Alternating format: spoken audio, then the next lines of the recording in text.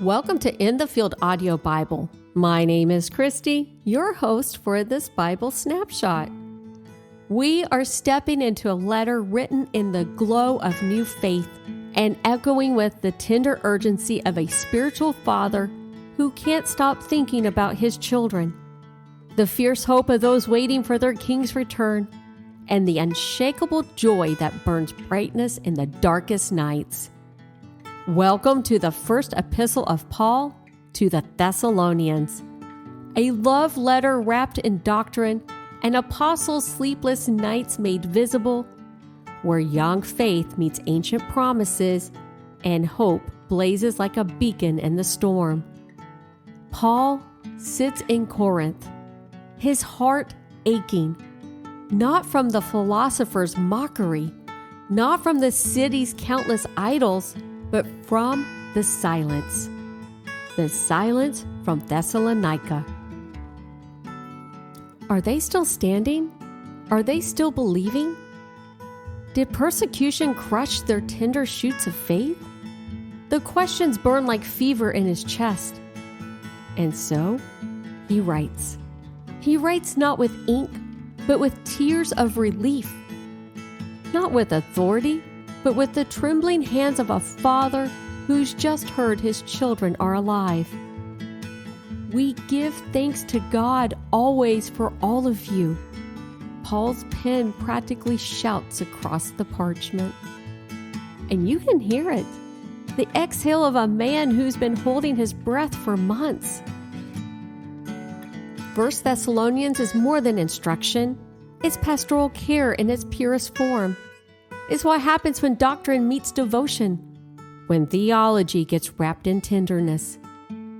This young church had everything against them: persecution from their neighbors, pressure from their families, the weight of leaving everything familiar behind. Yet they turned from idols to serve the living God, and their faith became famous throughout Macedonia. Paul can barely contain his pride, like a coach whose underdog team just won the championship. But Paul doesn't just celebrate. He instructs with the gentleness of a nursing mother, the encouragement of a loving father.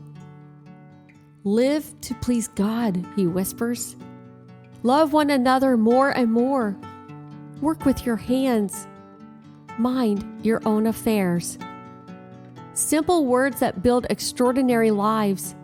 And then, the question that kept them awake at night: what about those who have died? Will they miss the Lord's return? Paul's answer splits the darkness like lightning. The dead in Christ will rise first. Can you hear the trumpet? Can you see the clouds? The Lord himself will descend, and we will be caught up together to meet him in the air. 1 Thessalonians pulses with three powerful rhythms. First, thanksgiving and memory. Paul's overflowing gratitude for their faith, love, and hope. Next, pastoral instruction. Gentle guidance for holy living in an unholy world. And finally, future hope. The blazing promise of Christ's return that changes everything. And who could forget 1 Thessalonians chapter 4, verses 16 through 17?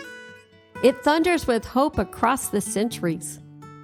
For the Lord himself will descend from heaven with a cry of command, with the voice of an archangel, and with the sound of the trumpet of God.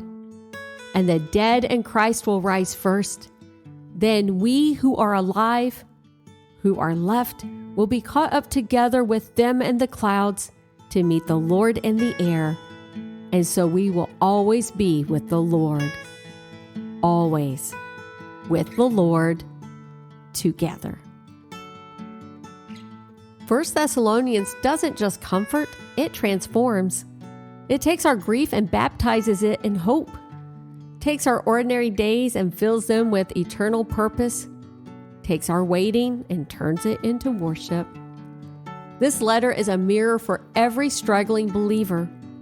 reflecting our need for encouragement, our hunger for hope, our deep desire to know we're not walking alone. So whether you're a brand new believer or a battle-scarred veteran, don't skip 1 Thessalonians. Paul's tenderness will heal your wounds. His instructions will steady your steps.